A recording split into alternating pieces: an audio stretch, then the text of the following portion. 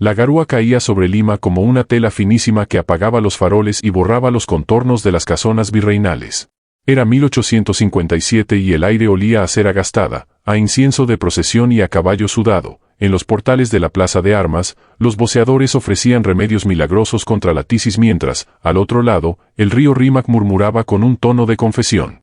Nadie caminaba solo por los callejones que olían a cal húmeda. Se decía que allí, donde las piedras recordaban los pasos de los inquisidores, había vuelto a abrir sus puertas un médico capaz de curarlo todo. Decían su nombre con respeto y con miedo, como quien paladea un sacramento y a la vez una blasfemia: Ernesto Salazar.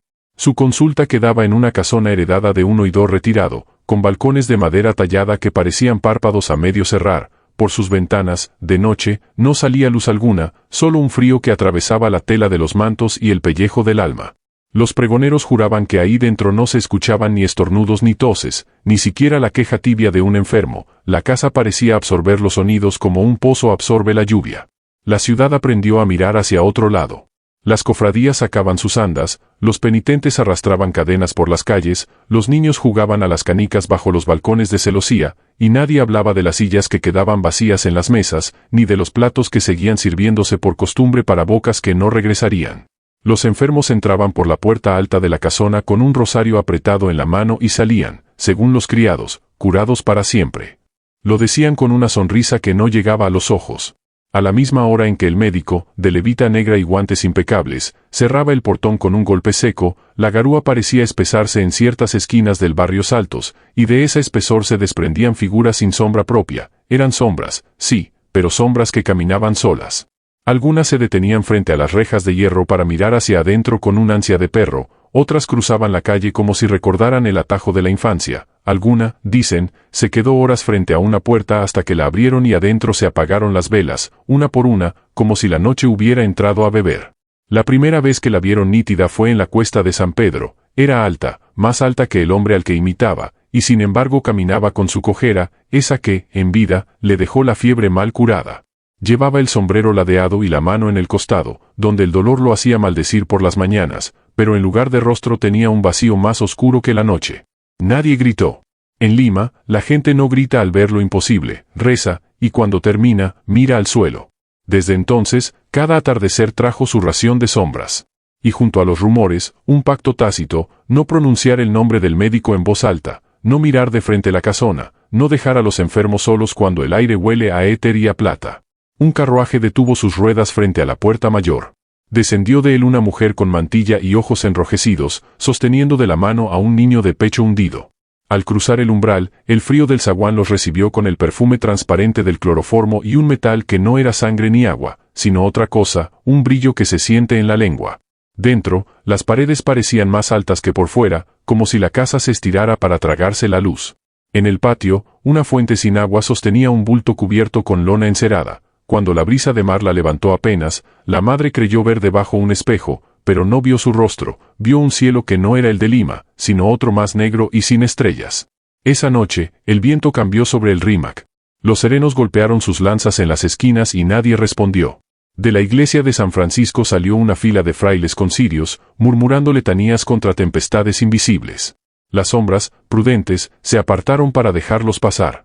En la casona, al fondo de un corredor de baldosas vidriadas, la puerta del consultorio se abrió como un párpado. El doctor Salazar estaba de pie, sin polvo en los zapatos, con los ojos del color de la plata vieja.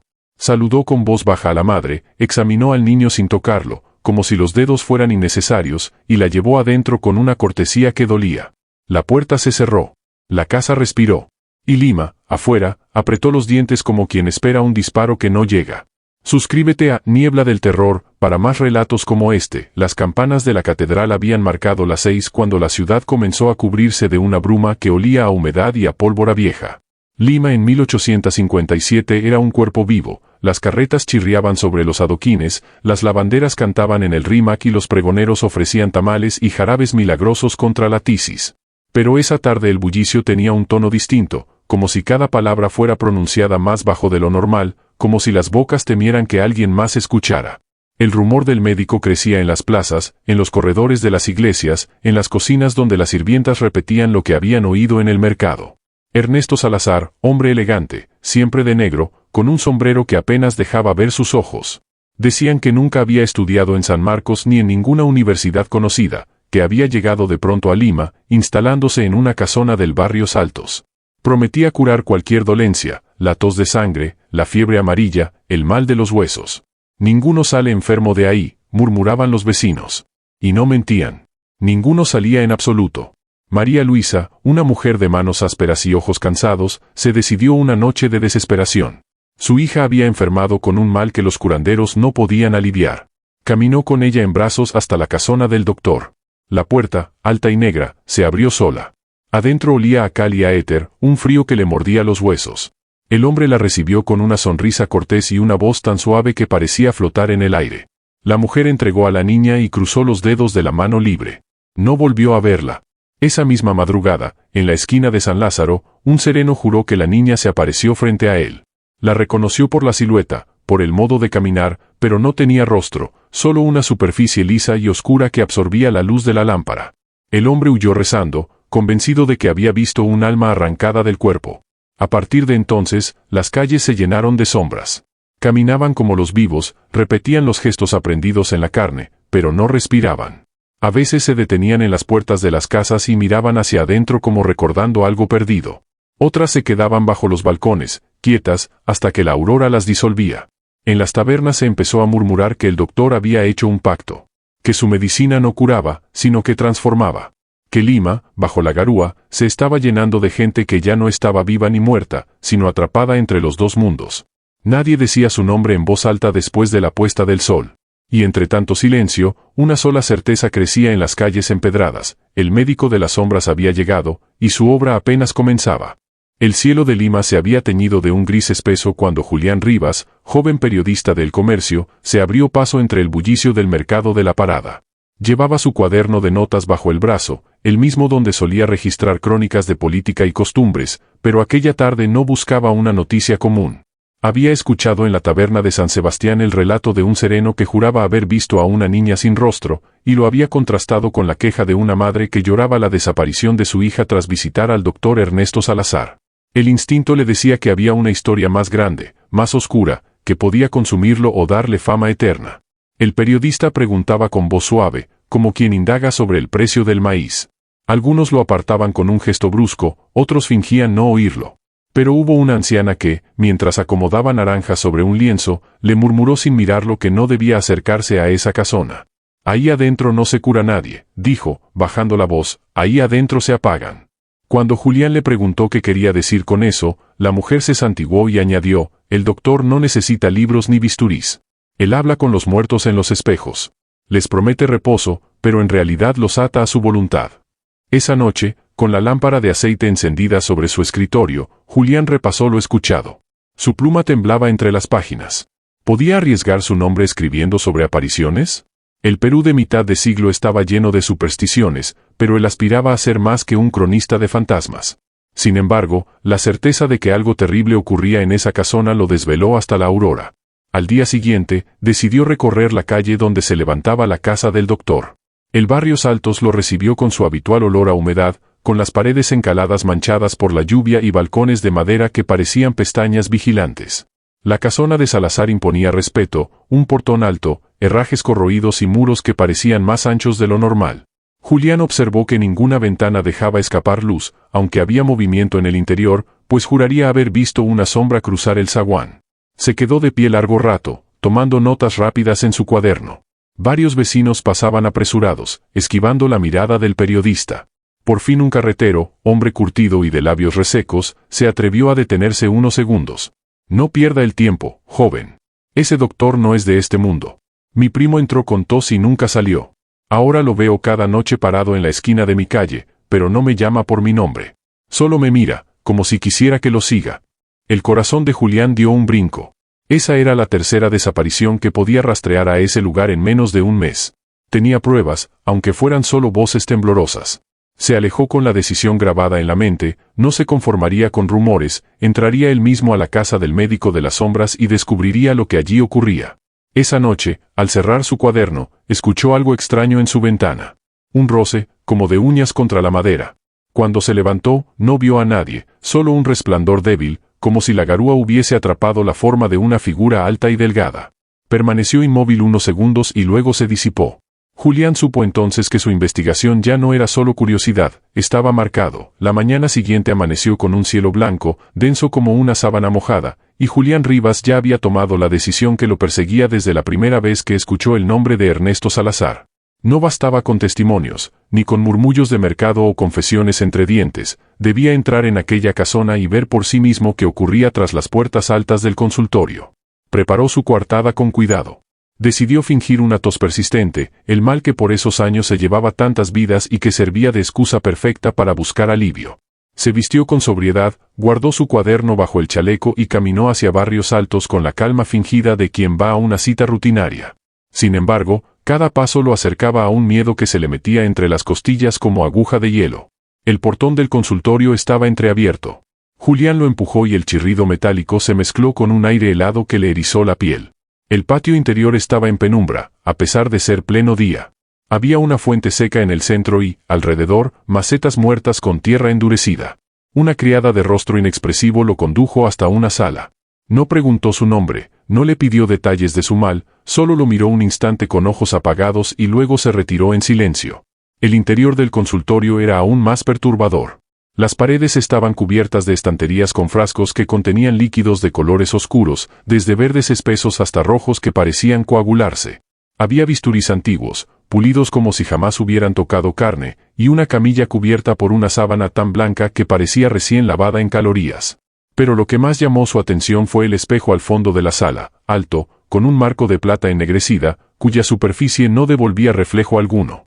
Julián dio un paso hacia él y sintió que el aire se espesaba, que la luz de la lámpara se apagaba dentro del cristal. En ese momento entró el médico. Ernesto Salazar era un hombre alto, de rostro afilado, piel pálida como cera y cabellos oscuros peinados hacia atrás. Llevaba guantes de cuero negro y un maletín que dejó sobre la mesa con delicadeza. Sus ojos, de un gris metálico, se posaron en Julián como si lo atravesaran. La tos, dijo con voz baja, sin que Julián hubiera pronunciado palabra. La siente más fuerte al amanecer y su pecho arde como si tuviera brasas. El periodista tragó saliva, sorprendido de que aquel hombre describiera con exactitud los síntomas que él había inventado. Fingió asentir, mientras sacaba discretamente su pañuelo para cubrir un ataque simulado de tos. Salazar se acercó y colocó su mano enguantada en el hombro de Julián. El contacto era gélido, como si no fluyera sangre bajo su piel. No tema, susurró. Todos los males tienen cura, aunque la cura exige sacrificio. El médico preparó una jeringa con un líquido oscuro que extrajo de uno de los frascos. El olor era penetrante, una mezcla de metal y azufre. Julián sintió que debía salir de allí cuanto antes, pero algo en la mirada del doctor lo clavaba a la silla, como un insecto fijado por un alfiler invisible. De pronto, el espejo del fondo emitió un resplandor tenue. Julián giró la cabeza y juró ver, por un instante, la silueta de una mujer que se movía dentro del cristal, golpeando como si intentara escapar. Reconoció en sus gestos desesperados la descripción que había escuchado de la madre en el mercado. Era la hija perdida, atrapada en aquella superficie que no reflejaba la realidad, sino otro mundo. El médico sonrió levemente, como si supiera lo que Julián estaba viendo. El cuerpo se marchita, señor Rivas, pero la sombra nunca muere. El periodista apenas pudo articular palabra, pero su instinto lo empujó a levantarse de golpe, fingiendo un mareo. Disculpe, necesito aire, balbuceó. El doctor no lo detuvo. Solo lo observó con esos ojos grises que parecían conocer todos sus pensamientos. Julián salió tambaleándose, con el corazón desbocado y la certeza de que había visto demasiado. En la calle, la garúa lo recibió como un manto frío. El eco de esa última frase lo perseguía, la sombra nunca muere. La noche siguiente, Julián no pudo resistir la tentación de volver. Algo dentro de él le gritaba que ya no se trataba de un simple rumor ni de una superstición, lo que había visto en aquel espejo era real. No podía dormir, y cada vez que cerraba los ojos se repetía la imagen de la muchacha atrapada golpeando con manos invisibles contra la superficie ennegrecida. Así que se armó de valor, se vistió de negro y, con pasos medidos, regresó a la casona del Barrios Altos cuando el reloj de la iglesia marcaba las 11. El portón estaba cerrado, pero Julián, acostumbrado a moverse en callejones y trasfondos oscuros por su oficio de periodista, logró colarse por una ventana lateral que daba al zaguán. Dentro, el frío era más intenso que la vez anterior, como si el aire mismo huyera de aquel lugar. Se escondió tras una cortina gruesa en una sala contigua y esperó, conteniendo la respiración. No tardó en escuchar pasos. Dos figuras entraron, un hombre enfermo, flaco, con el pecho hundido por la tos, y el propio doctor Salazar, que lo guiaba con un gesto paternal. «Confíe en mí», decía el médico con voz suave. «Pronto se librará del dolor». El paciente se acostó en la camilla, jadeando. Julián, desde su escondite, apenas podía asomarse entre los pliegues de la cortina, pero vio con claridad cómo el doctor preparaba una jeringa con el mismo líquido oscuro que había intentado usar con él.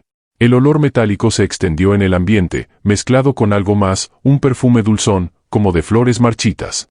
Salazar inyectó el contenido en la vena del enfermo. Al principio nada ocurrió. El hombre suspiró de alivio, cerrando los ojos. Pero enseguida su cuerpo comenzó a convulsionar, arqueándose con fuerza.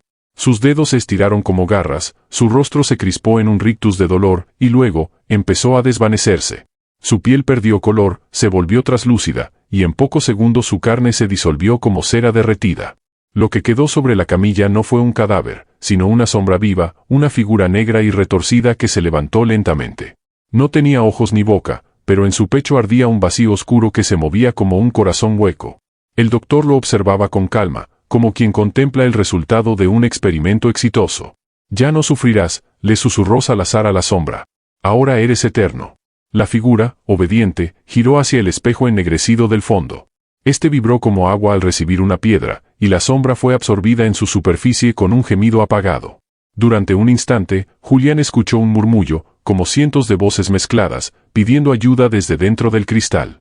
El periodista sintió que el terror lo anclaba al suelo. Estaba sudando frío, pero sus piernas no respondían. Solo cuando el doctor, de espaldas, comenzó a limpiar sus instrumentos con parsimonia, Julián aprovechó para huir, deslizándose hacia el pasillo sin mirar atrás. En la calle, la garúa parecía haberse vuelto más espesa, y entre la neblina juró ver varias sombras que lo seguían, avanzando lentamente, sin ruido de pasos, pero acercándose cada vez más. Corrió hasta su habitación, cerró las ventanas y apagó la lámpara, temblando en la oscuridad. Sabía que lo habían visto, que desde ese instante no era un simple observador. El médico de las sombras conocía su rostro, y las criaturas que lo servían ya estaban tras él. Los días siguientes fueron un tormento para Julián. No dormía más de unas horas, y cuando lograba cerrar los ojos, veía rostros desdibujados golpeando desde dentro del espejo, sombras pegadas a los muros de su habitación, y la voz calmada de Salazar repitiendo en su mente: «La sombra nunca muere». Cada amanecer despertaba con el cuerpo empapado en sudor frío, convencido de que alguien, o algo, lo observaba desde el rincón más oscuro de su cuarto. Desesperado por respuestas, buscó entre los archivos de la Biblioteca Nacional. Pasó tardes enteras revisando viejos registros médicos, actas parroquiales y crónicas de la época virreinal. Descubrió que el apellido Salazar aparecía en documentos del siglo XVII, ligados a un cirujano que había sido acusado de prácticas prohibidas, disecciones de cadáveres sin autorización, experimentos con sangre, y rumores de pactos con órdenes secretas. Lo inquietante era que ese cirujano desapareció sin dejar rastro, y la descripción física coincidía casi a la perfección con la del doctor Ernesto Salazar de 1857. Una noche, mientras regresaba por la calle de Malambo, un hombre encapuchado lo interceptó. Le cubrió la boca y lo arrastró a un callejón oscuro. Julián forcejeó, pero el extraño lo soltó enseguida y, con voz grave, le susurró: «Si sigues indagando, no llegarás vivo a fin de mes». Julián lo miró con rabia contenida. El hombre, anciano de rostro demacrado, se descubrió apenas para mostrar un crucifijo de hierro gastado. «Tú ya lo viste, ¿verdad? Al médico de las sombras». El periodista asintió en silencio. El anciano suspiró y le indicó que lo siguiera. Lo condujo a un claustro en ruinas, donde lo esperaban otros 3 hombres vestidos con hábitos gastados. Eran parte de una cofradía olvidada, sobrevivientes de un antiguo grupo de monjes dedicados a vigilar los límites entre los vivos y los muertos. Allí, entre cirios que titilaban con la brisa húmeda, le revelaron la verdad. Salazar no era un simple médico. Había sido aprendiz de alquimistas europeos que llegaron a Lima en secreto durante el virreinato, portadores de libros prohibidos y tratados de nigromancia. Su mayor hallazgo había sido un ritual con espejos de plata ennegrecida, objetos capaces de contener las sombras de los vivos. La vida, decían, es una llama que se apaga, pero la sombra es eterna si se arranca en el momento justo. Lo que viste en su consultorio, explicó el anciano, es apenas una fracción de su poder. Cada enfermo que entra allí no muere del todo, su sombra queda atrapada, y Salazar la utiliza como ejército silencioso. Por eso la ciudad ya no es la misma. Lima está infestada de espectros que no deberían caminar entre nosotros. Julián sintió un escalofrío que le recorrió la espalda. ¿Y nadie puede detenerlo? El monje lo miró con tristeza. Lo hemos intentado durante generaciones. Solo hay una forma, destruir el espejo mayor, el que guarda a todas las sombras. Pero su poder es tan grande que ningún hombre ha podido acercarse sin perder el alma. El periodista, con la pluma temblando en el bolsillo, entendió que su búsqueda de la verdad lo había llevado demasiado lejos. Ya no era una simple crónica para el periódico, era un destino del que no podía escapar.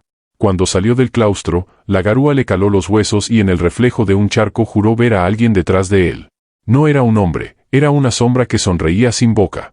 El corazón de Julián latía con violencia cuando se acercó por tercera vez a la casona del barrio Saltos. Ya no era un periodista curioso, sino un hombre que cargaba el peso de un secreto que lo había marcado. Sabía que dentro de esos muros estaba el espejo mayor, la prisión de cientos de sombras arrancadas, y que el destino de Lima entera podía depender de lo que hallara esa noche. Había aprendido de los monjes que la única oportunidad de debilitar al médico era durante la hora más oscura, cuando el tañido de las campanas de San Francisco marcara la medianoche y la garúa cubriera las calles como un sudario. Por eso se deslizó entre los callejones, cubierto con una capa oscura, llevando bajo el brazo una lámpara de aceite y un crucifijo que le habían entregado los monjes, advirtiéndole que quizá no sería suficiente para protegerlo. Entró por la misma ventana lateral que antes, aunque esta vez el aire lo recibió como un golpe, denso, helado, cargado de un silencio que dolía en los oídos. Caminó por los pasillos, con las baldosas húmedas crujiendo bajo sus botas. El eco de sus pasos parecía repetirse demasiado, como si hubiera alguien más imitando su andar. Llegó al consultorio y encontró el gran espejo de plata ennegrecida cubriendo casi toda la pared del fondo. Su superficie vibraba levemente, como agua contenida en un estanque, y de vez en cuando un rostro desfigurado se presionaba contra el cristal, hundiéndose hacia afuera, antes de desvanecerse otra vez. Julián sintió la garganta seca, pero avanzó, encendió su lámpara y la levantó frente al espejo. El reflejo no le devolvió su imagen. En lugar de su rostro, vio un mar de figuras encadenadas en un espacio sin cielo ni suelo, sombras apiñadas que murmuraban en un idioma sin palabras. Reconoció entre ellas a la niña perdida, al carretero mencionado por el vecino, y a muchos otros que ya no caminaban en Lima. Todos lo miraban, rogándole con gestos que comprendía sin necesidad de voz. De pronto, una sombra más alta que las demás se irguió dentro del espejo. Tenía la forma del propio Salazar, pero su cuerpo era humo negro, y sus ojos brillaban con un resplandor metálico. Una carcajada profunda resonó en la sala, aunque el doctor no estaba presente. «No puedes liberarlos», susurró la voz desde dentro del espejo. «La ciudad me pertenece. Sus males me alimentan, sus temores me sostienen». Julián retrocedió un paso, aferrando el crucifijo con fuerza. El metal ardía en su mano como si respondiera al mal que tenía enfrente. La superficie del espejo comenzó a agrietarse alrededor del marco, como si lo rechazara. Entonces escuchó pasos. El doctor Salazar entró en la sala con la misma calma imperturbable, vestido de negro, impecable como siempre. Sus ojos grises se fijaron en Julián, y una sonrisa apenas perceptible se dibujó en sus labios. «Sabía que volverías. Los hombres curiosos no pueden resistirse a mirar detrás del velo». El médico extendió la mano hacia el espejo, y éste reaccionó con un resplandor oscuro. De él comenzaron a salir sombras, arrastrándose por el suelo como serpientes, rodeando a Julián. Una de ellas se le acercó tanto que sintió un frío insoportable en la pierna, como si le estuvieran robando el calor de la sangre.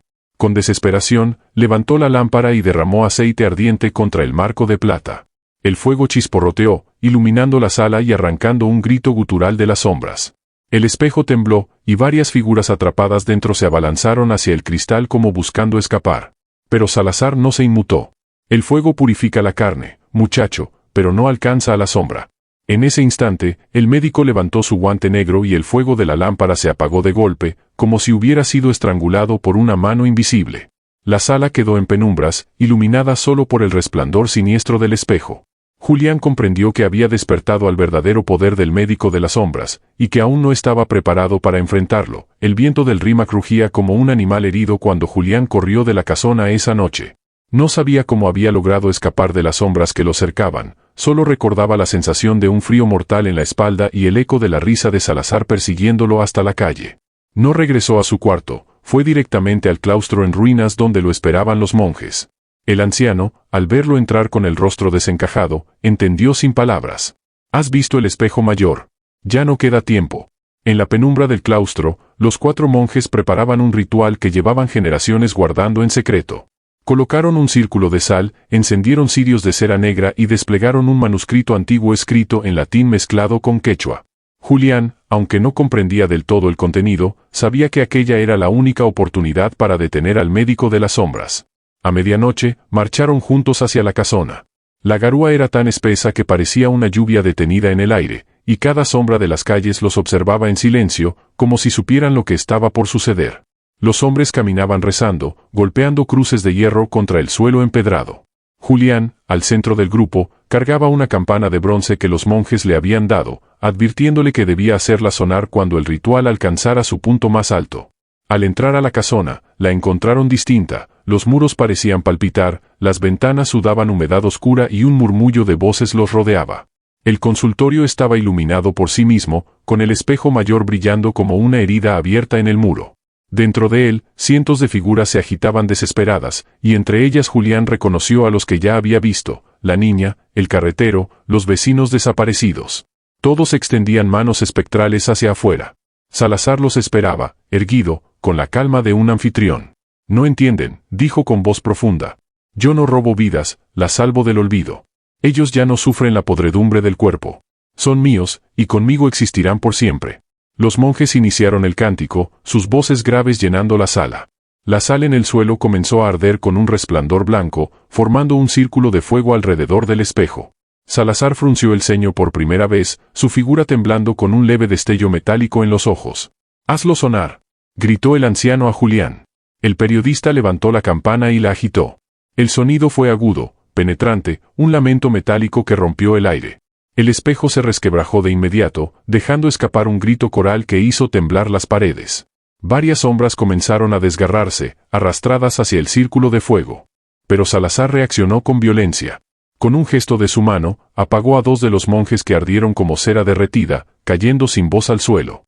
El anciano y el último monje se aferraron al rezo, aunque sus cuerpos temblaban como si estuvieran a punto de quebrarse. El espejo estalló en una lluvia de fragmentos negros, y de su interior surgió una sombra gigantesca, más oscura que la noche, con el rostro de Salazar multiplicado en 1000 facetas. Rugió como un abismo abierto y trató de devorar a todos los presentes. Julián, desesperado, hizo sonar la campana una y otra vez hasta que sus manos sangraron. El sonido atravesó la sombra como lanzas de luz, desgarrando su forma. El anciano, con su último aliento, se lanzó dentro del círculo de fuego, ofreciendo su vida para sellar el ritual. El suelo tembló, las paredes de la casona se partieron y la sombra de Salazar fue arrastrada hacia el vacío con un chillido interminable. El fuego se apagó. El espejo ya no existía. Julián cayó de rodillas entre los escombros, respirando con dificultad. El silencio era absoluto. Solo quedaban cenizas, el olor de la garúa, y la certeza de que la batalla había cobrado más de lo que estaba dispuesto a perder. Pero antes de desmayarse, creyó escuchar una voz en su oído, suave, casi un susurro. Las sombras nunca mueren, solo esperan. El amanecer llegó como una herida mal cerrada sobre Lima. Los vecinos del barrio Saltos despertaron con la noticia de que la casona del médico se había derrumbado en la madrugada.